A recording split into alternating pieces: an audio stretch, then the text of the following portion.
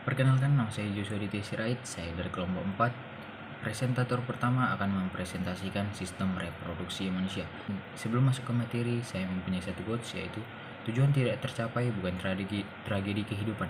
Yang jadi tragedi adalah tidak mempunyai tujuan untuk dicapai. Yang maksudnya di sini, ketika kita hidup, kita mempunyai tujuan atau target untuk dicapai, namun gagal, itu bukan menjadi tragedi kehidupan karena kita sudah melakukan usaha atau proses untuk mendapatkannya.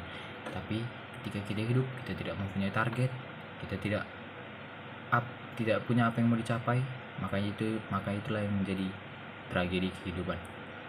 Oke, kita masuk ke materi. Oke, kita masuk ke sistem reproduksi manusia. Oke, di sini saya akan menjelaskan apa sih arti reproduksi itu.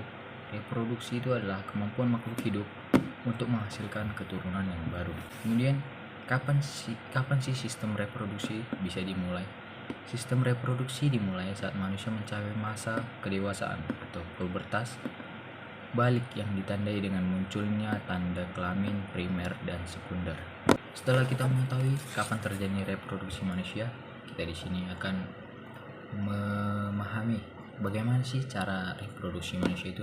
Cara reproduksi manusia itu adalah ketika sel telur dari wanita dengan sel sperma dari pria bersatu dan berkembang di dalam rahim untuk membentuk sebuah janin atau janin. Sini ada dua organ reproduksi manusia, yang di sebelah kiri organ reproduksi wanita dan di sebelah kanan organ reproduksi pria. Oke, kita masuk ke organ-organ reproduksi pria. Yang pertama di sini adalah ada testis. Testis merupakan organ yang sangat penting dalam sistem reproduksi pria. Oke, setelah kita tahu apa itu testis, di sini ada beberapa fungsi testis. Yang pertama, memproduksi sperma. Yang kedua, memproduksi hormon. Yang ketiga, regulasi suhu. Yang keempat, ada pertumbuhan dan perkembangan organ seksual pria. Dan yang kelima, pelepasan hormon luteinizing. Di sini ada gambar dari testis, bisa kita lihat sendiri. Oke, kemudian kita lanjut ke saluran pengeluaran atau ductus excreti. Saluran pengeluaran disebut ductus excreti. Saluran ini terdiri atas organ-organ berikut. Yang pertama ada vas efferens. Vas efferens adalah saluran penghubung tubulus seminiferus dengan epididymis. Yang kedua ada epididymis. Epididymis adalah saluran berkelok-kelok yang berfungsi sebagai penyimpan sperma hingga sperma matang.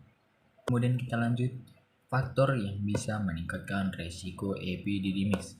Di sini ada 8 faktornya. Yang pertama adalah pembesaran prostat, yang kedua infeksi prostat atau infeksi saluran kemih, yang ketiga pernah menjalani prosedur medis yang memengaruhi saluran urin, yang keempat ada pria yang belum disunat, yang kelima ada letak anatomi saluran kemih yang tidak normal, yang keenam melakukan hubungan intim dengan seseorang yang terinfeksi pada saluran seksualnya, yang ketujuh melakukan hubungan intim tanpa pengaman, yang kedelapan memiliki riwayat penyakit seksual. Kita bisa lihat sendiri mana bagian epididymis yang berwarna biru yang ditunjuk dengan tanda panah. Kemudian kita lanjut ke nomor 3, bagian dari ductus excreti atau saluran pengeluaran.